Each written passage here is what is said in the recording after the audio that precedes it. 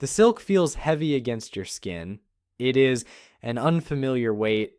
You are 16 years old. Your father has received the official decree.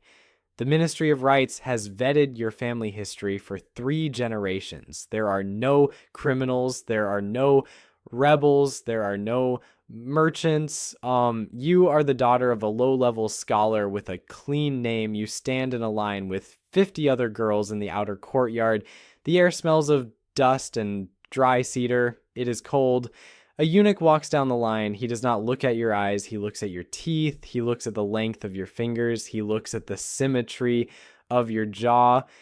He runs a thumb over your forearm to check for scars. You are lucky. You are selected. Your mother cries as you get into the sedan chair. You live in a shared room with 4 other girls. You are a chosen lady. This is the lowest rank. You have no servants. You have no privacy. Your day begins at 4 a.m. A senior matron teaches you how to walk. Heels first. Toes turned slightly out. Your upper body must remain perfectly still. A bowl of water is placed on each shoulder. If a drop falls, you lose your evening meal. You learn the art of the bow. There are 36 variations. You learn the bow for a lady of the 3rd rank. You learn the kowtow for the empress. You learn the specific tilt of the head for the emperor. You learn to speak in a whisper. Loudness is for peasants. Opinion is for fools. Silence is your primary currency. You spend 6 hours a day practicing calligraphy. You spend 4 hours a day learning the classics. You are being polished like a piece of jade. You are not a person. You are an ornament in waiting. 6 months pass. Your name is written on a green-tipped bamboo tablet. It sits on a silver tray with 60 other tablets. Every night, the head eunuch presents the tray to the emperor after his dinner. Tonight, he flips your tablet over. The summons arrives at your door at 8 p.m. You are taken to a side chamber. You are stripped naked. 2 eunuchs scrub your skin with bean flour until it is raw and red. They check your hair for lice. They check your fingernails for hidden blades. They wrap you in a single oversized silk robe. You have no underwear. You have no shoes. You are carried on the back of a eunuch to the emperor's bedchamber. You are dropped at the foot of the bed. You must crawl under the heavy yellow quilts from the foot of the bed toward the top. You do not initiate touch. You do not look him in the eye. You do not speak unless he asks a direct question. The encounter is brief. It is functional.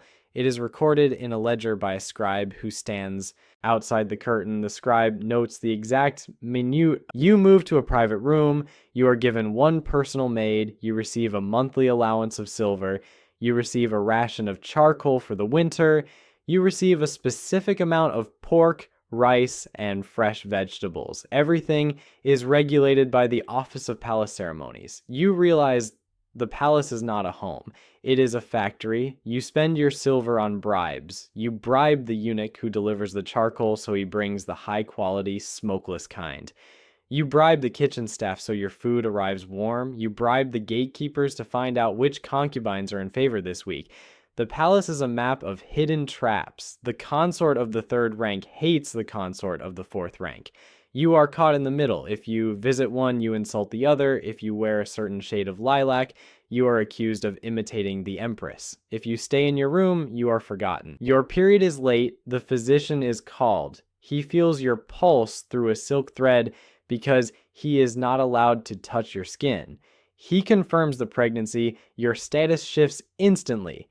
You are moved to the Palace of Prolonged Happiness. You are given 6 maids. You are given 2 personal eunuchs. Your food is tasted for poison before every meal. You are no longer a woman. You are a vessel. The other women in the harem look at you differently. The smiles are sharper. The congratulations are cold. You stop drinking tea offered by anyone.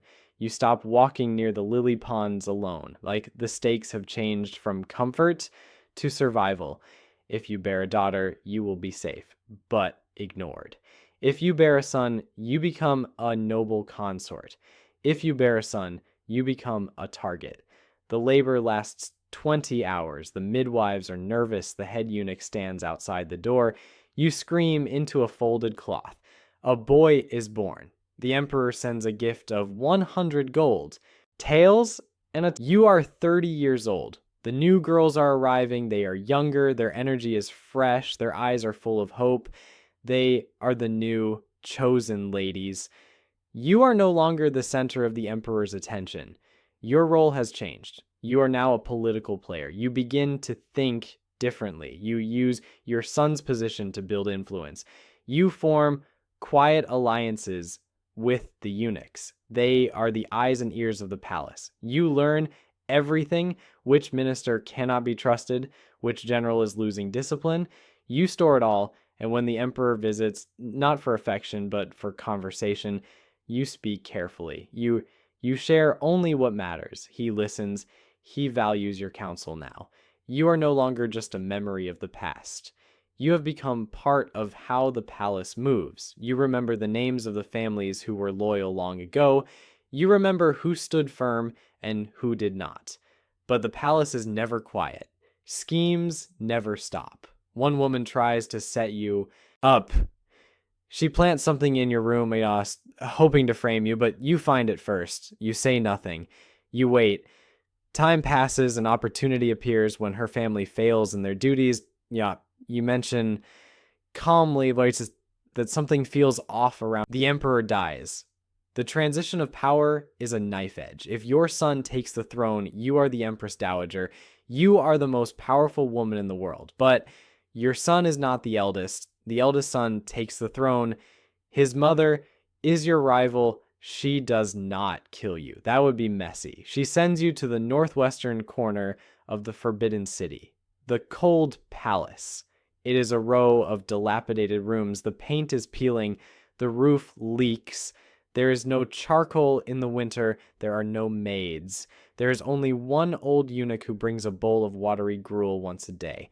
You wear the same gray robe for 3 years. You look at the high walls. You realize the architecture of the palace is designed to make you feel small. You realize the silk, the gold, and the power were just different colors of the same wall.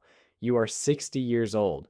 Your son has been sent to a distant province. You will never see him again. You sit on a wooden stool in the courtyard. You watch a weed growing between the paving stones. You have spent 44 years inside this square mile. You know every stone. You know every shadow. You have been a pawn, a vessel, and a queen. Now you are a ghost waiting for your body to stop moving. You close your eyes. The silk no longer feels heavy. It feels like nothing at all.